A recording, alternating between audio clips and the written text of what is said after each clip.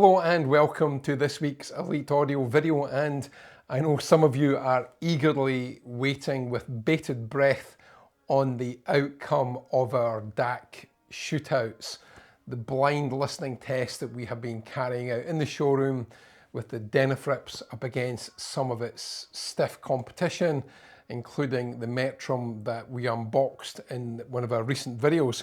However, today we are going to diversify slightly and looking at all-in-one devices, i.e. DAC, streamer, amplifier.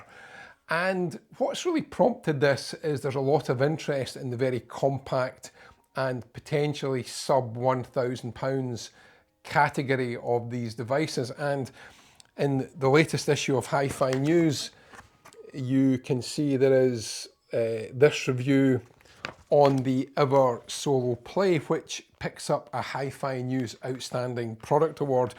And I'll just cut to the chase here. It scores 87%. And what they say is currently no other compact amplifier or amp offers the same wealth of streaming options, connectivity and features as Eversolo's Play. And despite the down-to-earth pricing, the brand software isn't diluted here. Essentially, you get the same possibilities as its high-end streamers, albeit with a less advanced analog stage.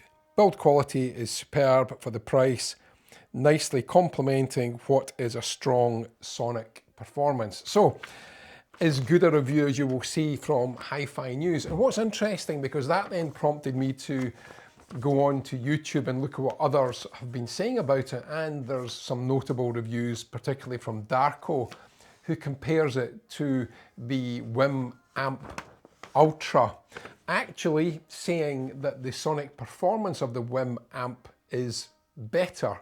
I don't think he said it directly, but he kind of did. You'd have to watch that for yourself to see if your interpretation is the same as mine. But anyway, what I have done, I have taken the WIM Amp Ultra, the Eversolo Play, and the Blue Sound node. It is the power node, beg your pardon, the 2025 model.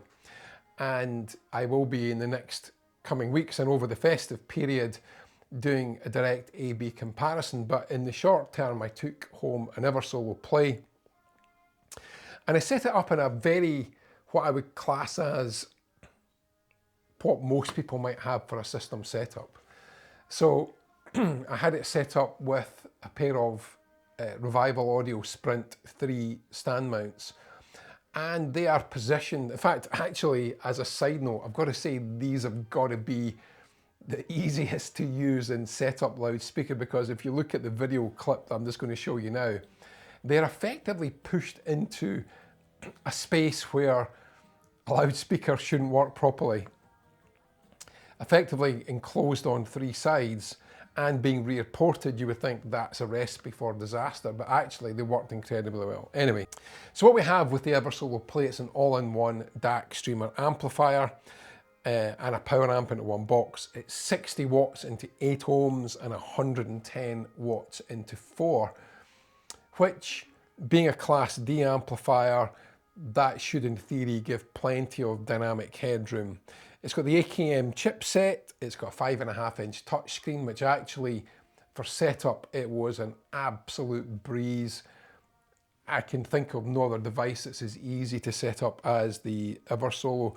Interestingly, it is, which is unique to its class, it also offers a moving magnet and moving coil phono stage, which I don't think any of the other devices do. It's got the expected HDMI ARC, so for your TV, essentially. It's got a subwoofer output too, room correction via a separate microphone, which you can buy separately. It's got a 15-band graphic equalizer and a 10-band parametric EQ. Now, I used that in this setup.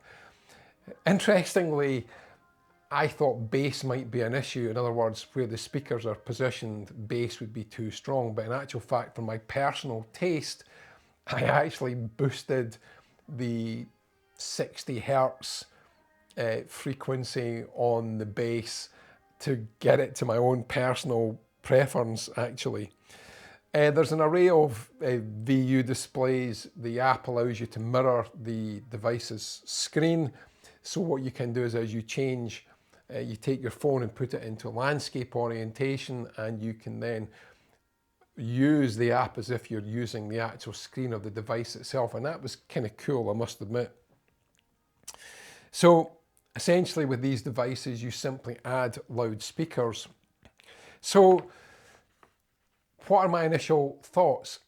Now, bearing in mind that, we're a business that we work in high-end audio, so, we have supplied systems that would be the price of a family home in certain parts of the UK. So I have been very used to a high-end sound, and I've got to say my initial impressions were pretty good. I think it performed better than I expected.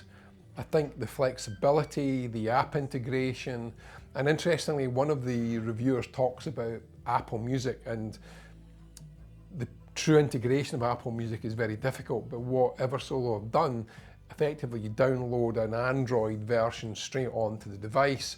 You can then log into your Apple account and all your music is there. The one thing it doesn't show the bit rate as you stream it. It just simply shows the sample rate 44.1. Another reviewer suggested that it is still lossy, so it's not lossless. I don't know, it's very difficult to say, but doing a comparison between Apple Music and say Qobuz, which is properly integrated, I honestly couldn't hear any difference between the two, suggesting that indeed it is a lossless version.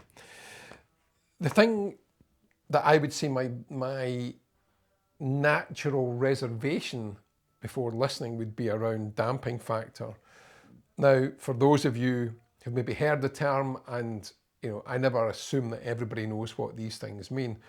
Damping factor in essence is simply the amplifier's ability to control the movement of the loudspeaker driver. And if you think about it logically, when a driver moves forward, it doesn't just stop, it carries on due to the inertia of the driver itself. So the bigger the driver, i.e. let's say you had a 15-inch bass driver, you would require more power to control that effectively due to the physical inertia of the driver itself. How that would manifest in the real world sense is tighter bass, more tuneful bass, and generally rhythm and timing overall being very good. So I've got to say that the bass was decent.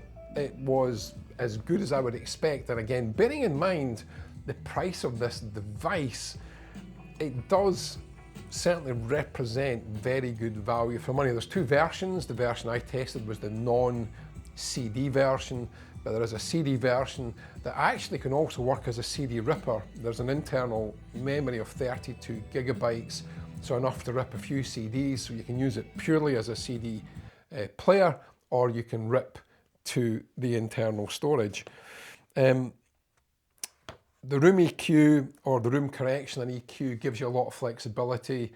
It reminded me of music centres back in the 80s where you had graphic equalisers, and you could you'd boost the bass, boost the treble, and had something that kind of looked like a U-shape on the device itself, which seemed to give the best sound back then.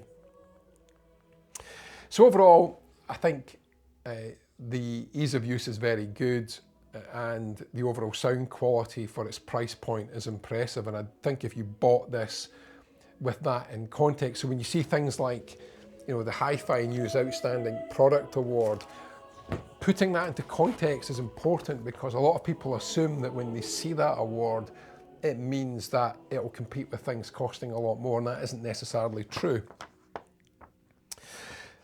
So the first direct comparison that I will be making is with the Bluesound Power Node, and also a mystery loudspeaker. So I've got a mystery loudspeaker that I'm taking home that I will let you see in a future video, and probably in the next follow-up video to this, where I compare it with the Bluesound Power Node 2025, which is the latest version. Now, the Power Node on paper has more power, but it is much more expensive. The power node also offers a 3-channel output option, so you can have a 3.1, you can add a wireless subwoofer from Bluesound themselves, which gives you the ability to have that as effectively a non-rear speaker or non-surround setup, and I'm going to give that a go and see how that sounds. So there is this Bluesound ecosystem that will give you that added flexibility. And then coming to Darko's review, where he puts it up against the Winamp Ultra. Now obviously the connectivity options on the Winamp are slightly less. It doesn't have AirPlay, for example. AirPlay may or may not be something that's important to you, but it does add an element of flexibility where you just want to stream straight from your phone, assuming you've got an Apple device, and connect it directly to the device, and it will override, when you do that, anything that is currently playing. So for example, if I'm using Qobuz to play music and then I go onto my iPhone and then want to stream from, say, Revo radio, or from Apple Music, although I have actually logged into my Apple account now on the device, the Eversolo Play itself, then that gives you, it will override what you're already playing. And that's kind of how it should be. So the build quality on this is pretty impressive. The packaging is very impressive. So that first kind of unboxing touch point, how it all works, even the feeling of the on-device volume control is impressive too. It feels a beautifully engineered and well put together device. And in fact, when you look at on Hi-Fi News's screenshot there, where you can see the internals of it, there's a lot in there. You know, it looks like a lot. And having looked at some very expensive, and I won't mention the brand, in the same issue, preamplifier, the preamplifier, which retailed I think about £8,000, looked like it had less components than the Eversolo. Now, I'm sure that's not the case, but it did certainly look like that in the photographs. So it does seem to be crammed with technology, and I think Eversolo currently have embarked on a world domination exercise where they want to dominate each sector of the marketplace. So I'm very interested to see how the Winamp Ultra and the Bluesound power node compare, with the first being the Bluesound. No screen obviously on the Bluesound that you have on the Eversolo. You do have a screen on the Winamp. It's a much smaller screen, and again, the Winamp does offer tone controls, as does the Bluesound with its in-app control settings. These are all very much in the same, I would say, catchment, because I think if someone is looking at the Eversolo, the Winamp Ultra would most likely also be on their potential shortlist, and effectively for about another £400 more, you're looking at the Bluesound power node, and does that warrant the extra money? Certainly the Bluesound's ecosystem is very complete. You can build an entire AV system, a 5.1 system, with that whole setup, adding a second power node to the rear for 2 satellite speakers, and it all communicates with no lag, giving you the perfect and very easy to set up and control 5.1 system without wires everywhere. It can all be done completely wirelessly. So it's going to be very interesting, and I must admit, as my initial impressions are pretty good. And I think sitting at night listening to some of my favourite music, I'll also, when I do the comparisons, I'll let you see the tracks. But I did use an old favourite of mine, Morchiba, and the first track of The Sea, which is called The Sea. It has got very deep bass. It's got a lot of panning right to left at the start. Her voice can generate sibilance, and I've heard that in other systems before. But overall, the sound was very enjoyable, and I did sit there with my favourite tipple, enjoying all the proceedings in front of me, from jazz to choral music. I played some Christmas choral music from Westminster Abbey that was really quite, you got a real sense of the space and the air of that whole musical presentation.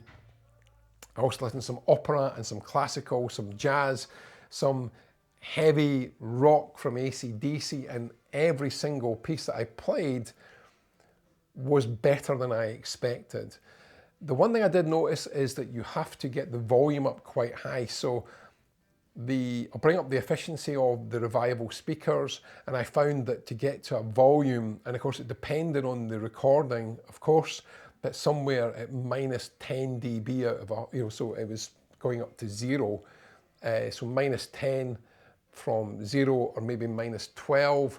When you get below that, it becomes more like background music, and you get to like minus 50 on the volume control. With the Revival speakers, I couldn't actually hear it, well, you could hear it in the listening position, but it was very, very quiet indeed.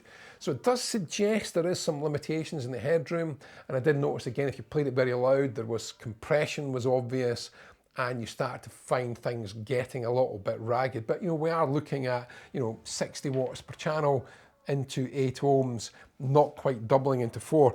Actually, on that subject, when you look at the Winamp Ultra, 100 watts into 8 ohms, and it doubles into 4 ohms. The damping factor on the Winamp is only 94. It's a claimed 106 on the Eversolo, and actually, bizarrely, on the Blue Sound information that I found online suggests that it's 4,000. That has to be a typo. But again, damping factor is simply a measurement, but the real world damping factor is the part that I'm interested in. And do these devices have enough headroom to properly control a pair of speakers to the level that you would recognize as being of an acceptable standard?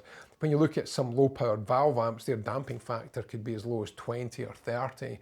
And that's why you never generally find audiophiles talking about bass performance on a low powered single-ended valve amp, single-ended triode.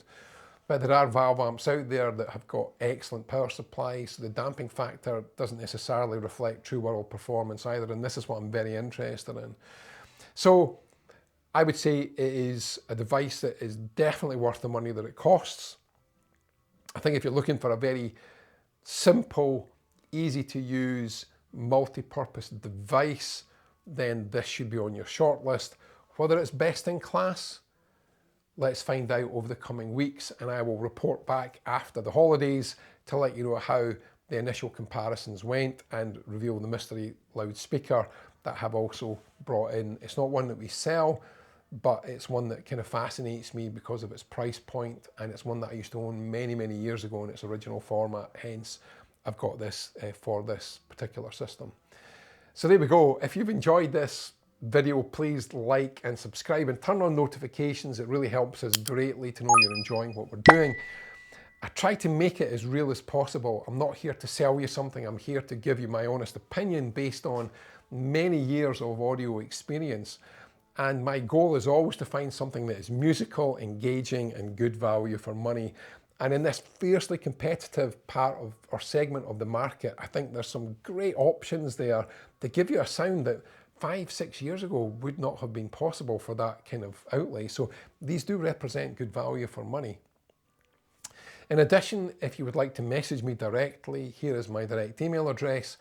I'm happy to give you some guidance on your system. If you've got a system, you want my opinion on what areas you think it should be improved upon, put me to the test. I do like that challenge. And even if you're not in the UK and you're buying from your local dealer, I'm still more than happy to give you my opinion. I've done so for many of you already, and I thank you to those that have trusted me enough to give me a full expose of your existing system and giving me the opportunity to impart my view and experience into what it is that you've carefully put together. So as always, please have a great festive period listening to music. I really do appreciate you watching this video. It genuinely means a lot to us here at Elite Audio. And I want to thank all of you that have watched our videos over this year. I want to miss you. I will miss you, actually. I want to miss you. I don't want to miss you. I will miss you. I want to wish you, which is what I meant to say, a very enjoyable festive period and a great new year. And let's look forward to some great videos next year. You'll get the follow-up to this, the follow-up to our DAC shootout test, and then we'll be doing some loudspeaker comparisons as well in real-world scenarios, not showroom-based, but a scenario that would be more relevant to you as an audiophile. Thanks for watching. I do appreciate it and look forward to seeing you all in the new year.